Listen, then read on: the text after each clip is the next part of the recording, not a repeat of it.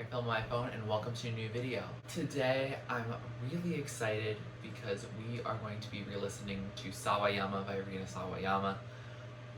These are my favorite videos to watch, like reactions and just jamming out to this album, because I love this album. This will be a true re-listen, not very much of a reaction, because I know what almost every song sounds like on the top of my head. I know most of the words. There's just a couple that I don't quite remember exactly. Paradisin and Chosen Family are the two that I can't think of what they sound like exactly, so I'm sure I'm gonna get into those today. But if you're not down to just watch someone jam to this amazing body of work, then you came to the wrong place, because I am going to be jamming hard. I love this album so much. Rina Sawayama deserves so much more credit. I just looked, she has under 2 million monthly listeners on Spotify.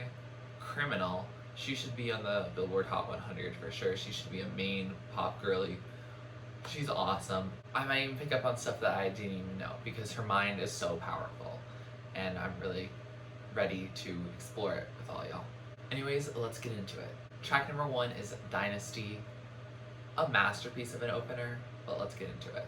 I like how it starts so airy, and that there's some background noise, but it works really well with it.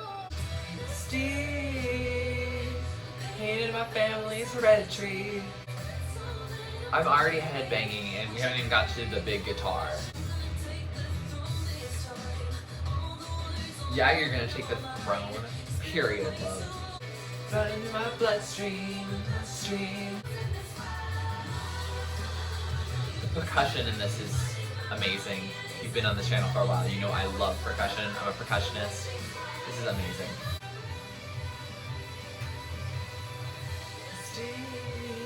So that was Dynasty. And as I said before, what an amazing opener. I mean, I think I appreciate it more now. There's just so many details, and then you catch something each time. Like, I don't think I caught how amazing those drum hits were before, but now with also a different speaker right now. Oh my god, it sounds so good. And I'm just ready to get into the rest of this album.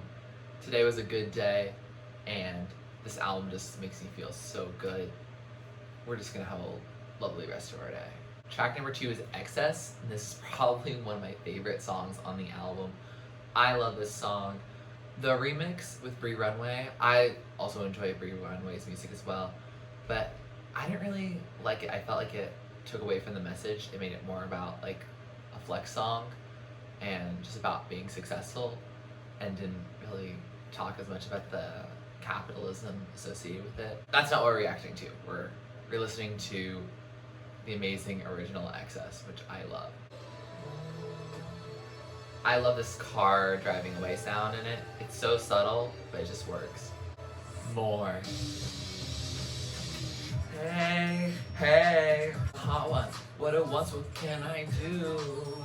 So it's that one, yeah, that one too. Cartier steps, Tesla X's, Calabasas, I deserve it. More, a little bit of excess, on me, on mine. When all that's left is immaterial. I love that coin drop sound. Sounds so good. It makes me want to put that into my own music. Here are things you never know. Got a zip code at the mall. That sounds like Royals by Lorde, the No Postcode Envy. Oh me, oh my. I love how in the Excess music video, which you need to see it, it's like required reading for this. It's the white capitalist saying oh me, oh my. It's just perfect. Yeah, I want more, more, more, more, more, more, more. More! I have perfectly mastered when to do the tongue click at the end. So that was Excess, and total banger. Love that song. If you don't like that song, like, that's your opinion, but why did you pick it? Like, you can pretend that you're flexing, but you can also show that you care about how your actions affect other people and the environment and the world as a whole, and how materialism is kind of stupid. I don't know. Love that song. I think one of the reactioners mentioned that it sounded like a mix between like Britney Spears and Evanescence, and I see that perfectly. I love both of those artists, and I love this song, so it checks out. Track number 3 is STFU, and I like this song. I haven't heard it as much, but let's listen to it together. I forgot the scream at the very beginning. With the laugh, of course, right after that. It's great. See, this song sounds a lot to me like Poppy. This is a Poppy song, and it's my favorite Poppy song.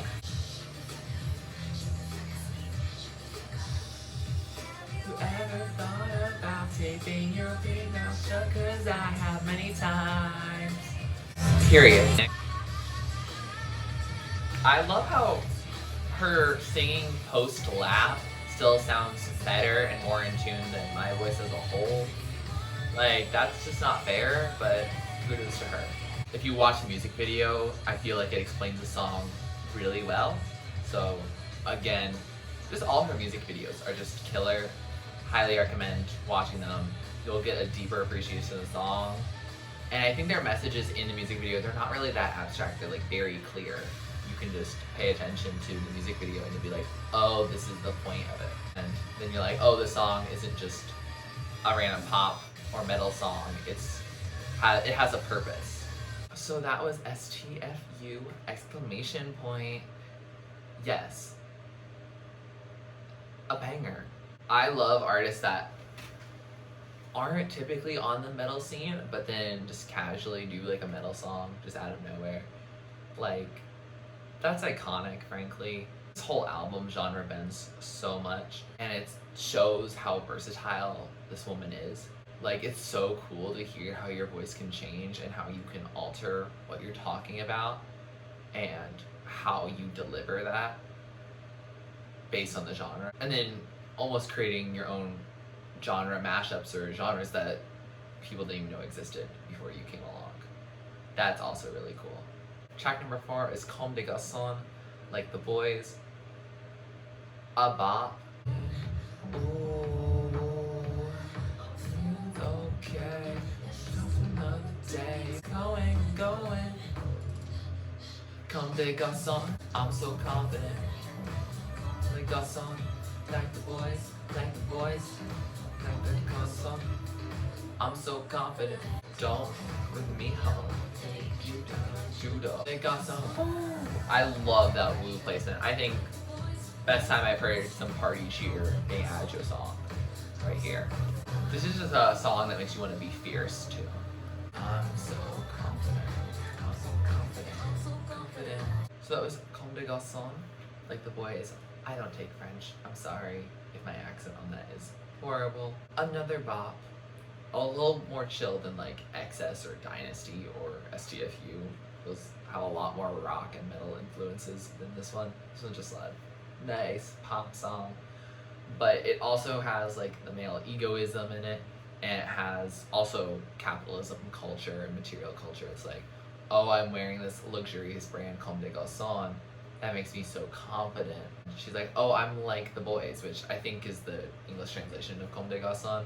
So it's also like, oh, women have to act like a man in order to feel confident because our society is patriarchal, and so we're like, yo, you want to be a man, you gotta be masculine, you gotta be tough and be confident. And I really like how the song explores that theme and is both celebratory but in a skeptical, cynical way.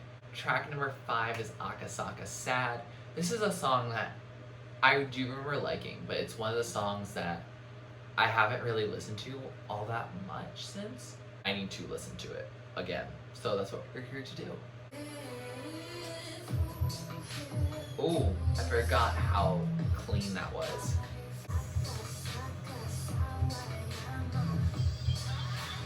Akasaka Sawayama. Oh, I just noticed she said, just like my mother. If someone can tell me what genre they would say Akasaka Sad is, please let me know, because I have no idea what this is. Akasaka Sad, Akasaka Sad. This part feels like she experimented with a bunch of beats and then she just released that track. but in a good way. And then there's this vintage outro. I need to listen to this song more. So that was Akasaka Sad, and I'm really glad I listened to it again. It's a fun one. Like, I know it's a super sad and emo song. I think if I remember right, it's about her going back to this neighborhood in Japan that's, I think, named Akasaka. And she's sad because she doesn't feel like she's fully connected to it. But then when she's like in Britain, she's like, oh, I'm homesick for this place that is still not something that she's as connected to as she wants to be. It's not an experience that's super relatable to me as someone who's just lived in the United States my whole life. It's an interesting emotion to explore, and I think what I really like about this album also is just the fact that she's not making music that's just, oh, we're not just putting love songs out there, oh, we're not just putting breakup songs out there, oh, we're not talking about really love in the romantic sense really at all. I don't think there's any song on here that is about romance, if I remember right. I love that innovation. Like, there are so many more interesting topics than just love. And there's just so many other emotions that are worth exploring because they're interesting and because they're not sung about that often. Listening to music that's about them is that much more interesting. So, not just on instrumentation alone is Rina amazing, but just what she chooses to let inspire her and make the songs about is also really cool. Track number 6 is Paradisin, and now I said at the beginning of the video, this is one of the songs I didn't add to my playlist for some reason. I don't know why. Let's hear it again because I really don't remember what it sounds like. Oh, this is the one that a lot of reaction people are being like, this sounds like a video game. And that's fair, it does sound like it. Ooh. That's an intro. Ooh. Introduction to this percussion. Yes. Ooh, I like how she said driving you crazy. I didn't do that justice. First Kiss in 2003. I actually just found out today that Rina is 30 years old now. Wow, good for her.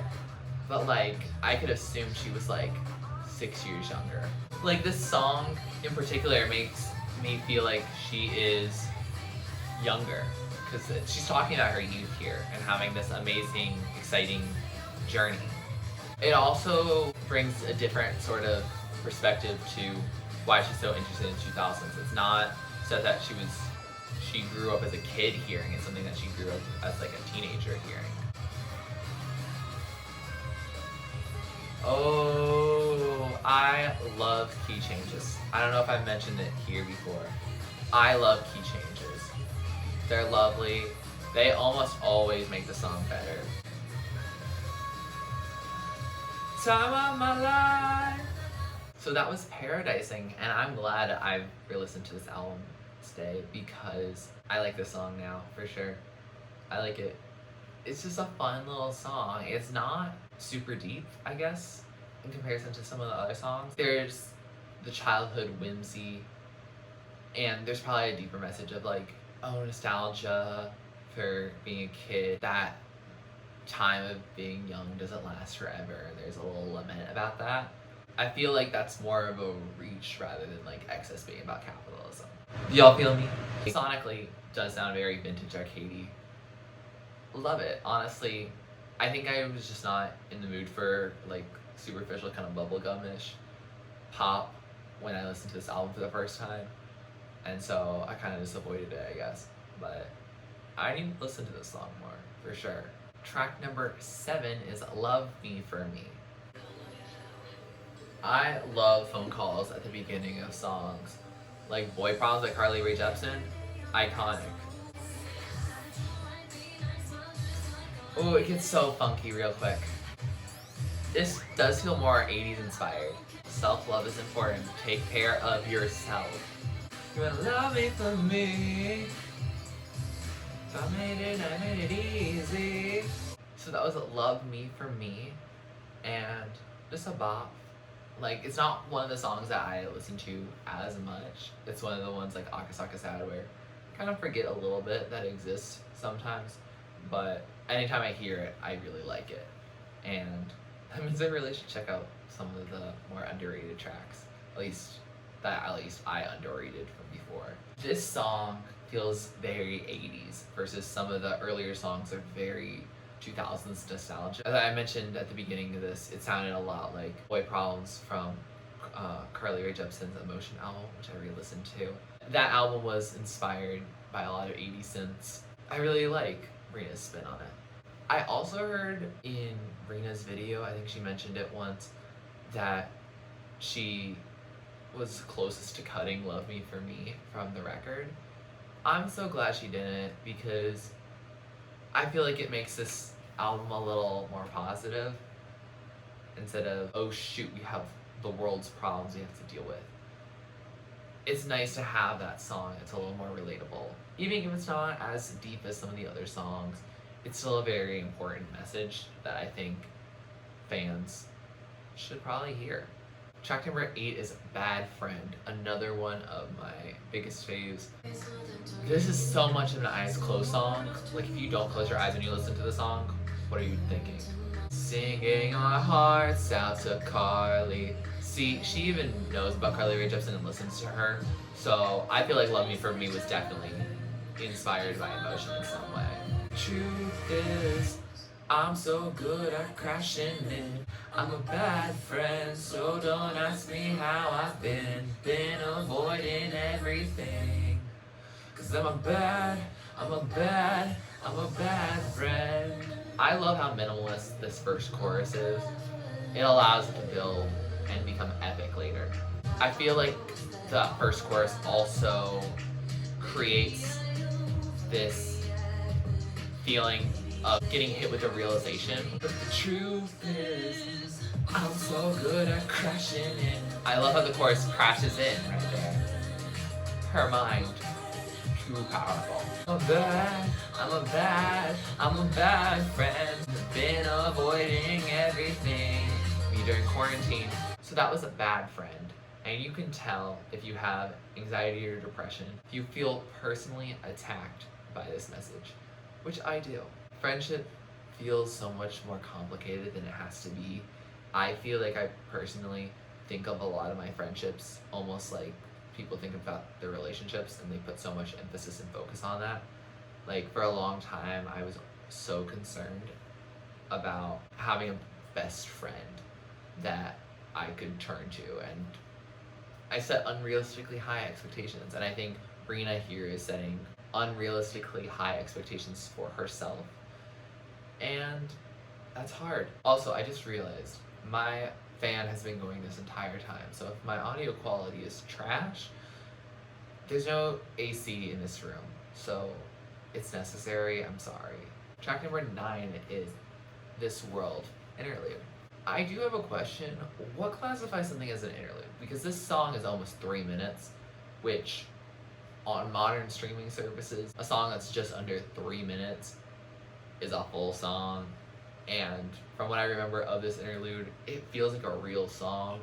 So why? Just why? Just a question, Rina. Please reply. I know you do some viewing of reaction videos, so I would very much appreciate you letting me know.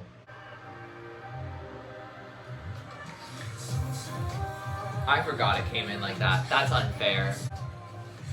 The sonics of this sound like a follow-up to Bad Friends. I love this chorus. It's great. It's relatable, especially when you feel so bad, like as she was in Bad Friend. She's like, I feel like trash. Now she's like, I'm leaving. I love these high notes that she's putting out. They're incredible. This part sounds a lot like the Bad Friend chorus. Okay, so that was This World Interlude, and I like that song. I need to listen to it more, honestly. It's a good song. It's a good interlude or whatever. And I feel like it does continue similar things from Bad Friend, And then I do know it flows into Who's Gonna Save You Now, so I guess it's nice in that way that if you're listening to this album front to back like I am now, like it just jump right into the next song, which then has this, you know, live sound as Who's Gonna Save You Now does. And yeah, I enjoy the song. Maybe it's an interlude because it doesn't have like the same structure of a normal song, but like STFU doesn't either. I would say Akasaka Sad doesn't really either. Snakeskin clearly doesn't either. So, okay, Rina, please just let me know down in the comments below how this is an interlude, or if any Pixels or Rina's fans know, just let me know. I'm curious, I'm confused. Track number 10 is Who's Gonna Save You Now? This is more of a recent favorite of mine. I think I forgot about it because of all the singles. Now I just need to listen to it more because it's a bop. I love her vocals on it. The live feeling of it just sounds so good.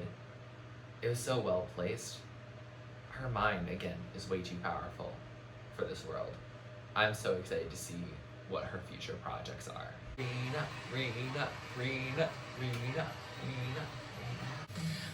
I'm so excited for when she does the behind the scenes of the making of Sawayama, because I want to know how she did that live. I know that she had played concerts before, but how did she get the crowd to move with what the song is? Who's gonna save you now?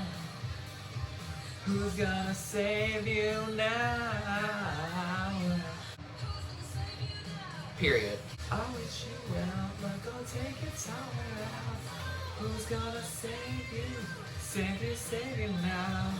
I love how this is such a continuation of the interlude, because it's like, F this world, I'm leaving you. Now that I'm gone, who's gonna save you? I just mouth those words because I cannot hit that. Save you now. Another key change in this album, and it's at the perfect time. Oh, I like that. Who's gonna save you this time? Love that.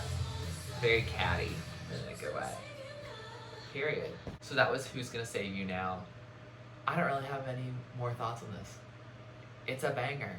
We already know how this one's gonna sound live. It's gonna sound amazing, incredible. Track number 11 is Tokyo Love Hotel. This is also one I'm currently rediscovering.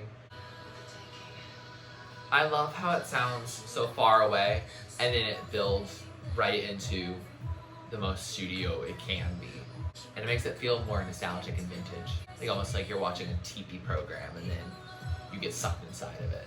I'm checking to the Tokyo Love Hotel. I want your love.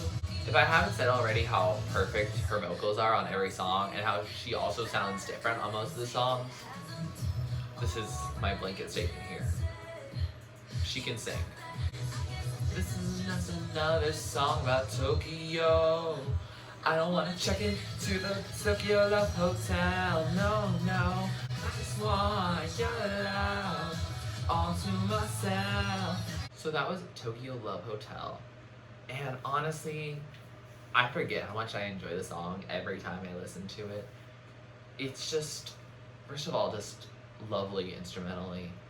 I feel like I keep talking about more of Rina's message more than her sonics, but it's a combination of both that make her music so good.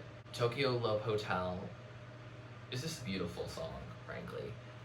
And the message of it, there's so many layers to it, and it's great, and I think I go down another layer each time I listen to it. On the surface level, you could say, oh, this is like a cute relationship. Oh, I don't want it to be a one-night stand at this hotel. I want it to be real life. But, I mean, this is a love letter towards Tokyo as a whole. I get most of the following information from comments on reaction videos, so thank you to everyone who has said this in some comment section at some point that has allowed me to gain this insight.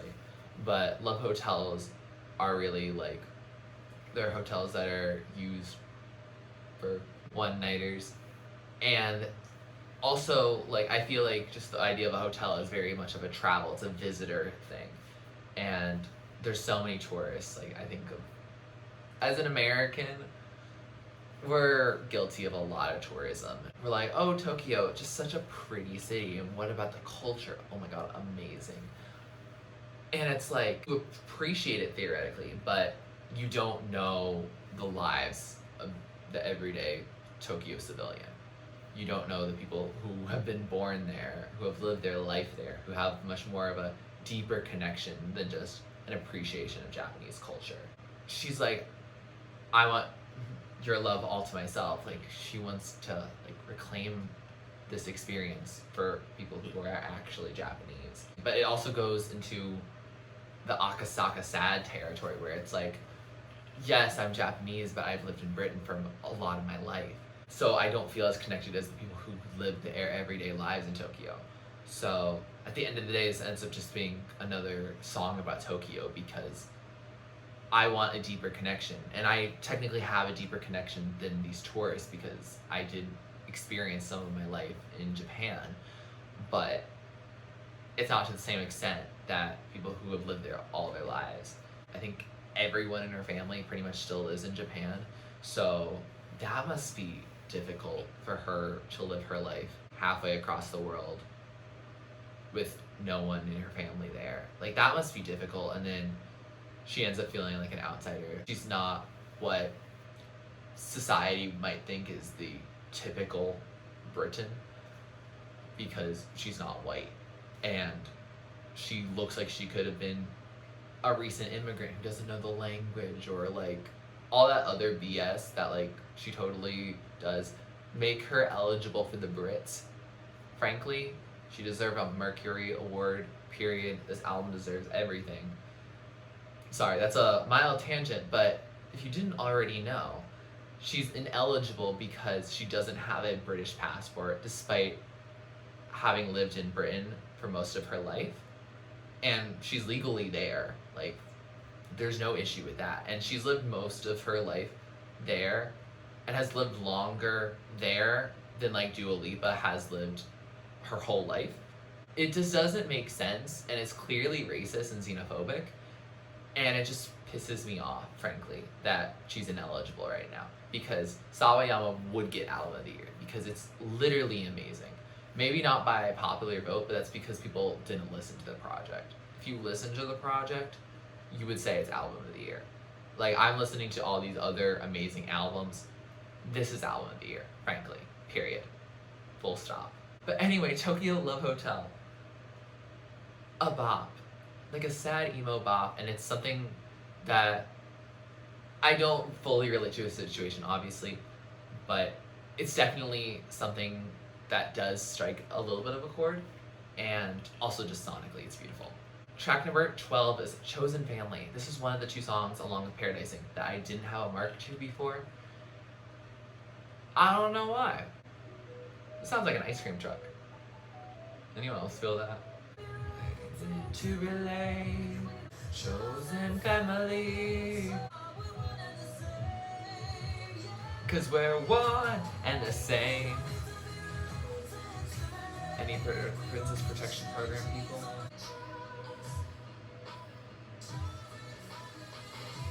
Oh, I like that background, like vocal. I do like that like ice cream truck sample in it. Sounds pretty and fun. And almost is a little about friendship and nostalgia that you have with those childhood experiences. Ooh, this guitar here. Ooh. So that was Chosen Family. And it's a nice song, and I really do like the message of it. I think it's gonna be my least favorite on this album, honestly. It's nothing really against the song, it's more of a compliment towards all the other songs, because if any other artist releases a song, it's like, oh, that's a good song, they should be proud of it. But it's like Rina's like just now up on this like whole other level with everything else on this project, and I don't know, it's ballad-like, and I do like a good ballad, but I don't know, the message for me doesn't feel revolutionary. Maybe that's just how I've grown up watching like Disney Channel, other things are like Liv and Maddie. It's sisters by chance, friends by choice. That message ties really well into this album because she had like the Dynasty, and she had a lot of stuff about being family, like just like my mother and just like my father and Akasaka Sad.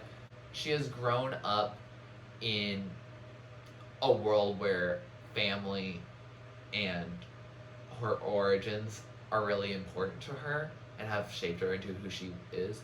So the fact that she's making this statement, it's like, we've been through these very similar experiences, even though like you may not look like me, we may not have any blood together. It's a great message, and I think the song fits on the album. I wouldn't cut it from the album. It's just a song that on its own just doesn't do it for me like Excess or Bad Friend. Track number 13, the final track on this amazing album, is Snakeskin. It's so good. I love this song. People who thought this was just gonna be a piano ballad at the end, they're in for a treat. Oh my god, this is perfect. Oh my god. I'm mildly in the fetal position right now. It's just so good. Snakeskin, like a snakeskin, like a snakeskin, like a snakeskin, like a snakeskin. I love this percussion build up. I feel like this had a similar beat in Dynasty at the beginning. I feel like there was something similar. Like she's starting how she finishes, but there are clear differences. I like how she changed the instrumentation up here. Like what?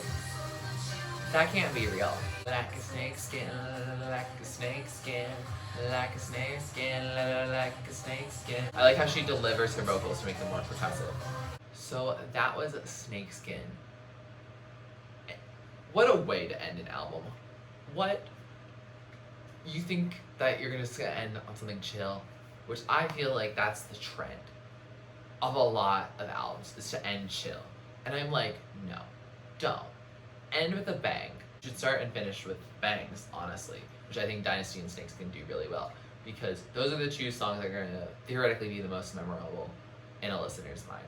Honestly, like a perfect essay, your conclusion, discuss the stuff that you even mentioned in your intro, like in your thesis, and then you've expanded. And wow, she really did that. And there's an evolution. She is shedding her snake skin. She's evolving. One thing that clicked for me is that this album is called Sawayama, which is not just her last name, but it's her last name, which is about family, and it's, you know, it's a Japanese last name, so it also has to do with where she's from. And with that chosen family element there, it means she's evolving. She has this message of, I'm growing as a person. I'm more than just how I was born and where I was born. I'm the person I've grown up to be 30 years later because of the experiences that I've also had and the friends I've made along the way. This message hit different hearing that, because I guess I didn't realize fully what that was. And I guess not a lot of reaction people would figure that out on a first listen. Oh my god. Oh my god. As I was mentioning before, this album is basically a perfect album. It adds something new to the table. It's not something that's regurgitated from some era of time. Not that that's bad or anything, but she created genres in these songs. There are songs on this album that don't sound like anything that anyone else has ever made. What? That's brand new material into the world that people had never connected the dots or never created new dots for themselves to connect.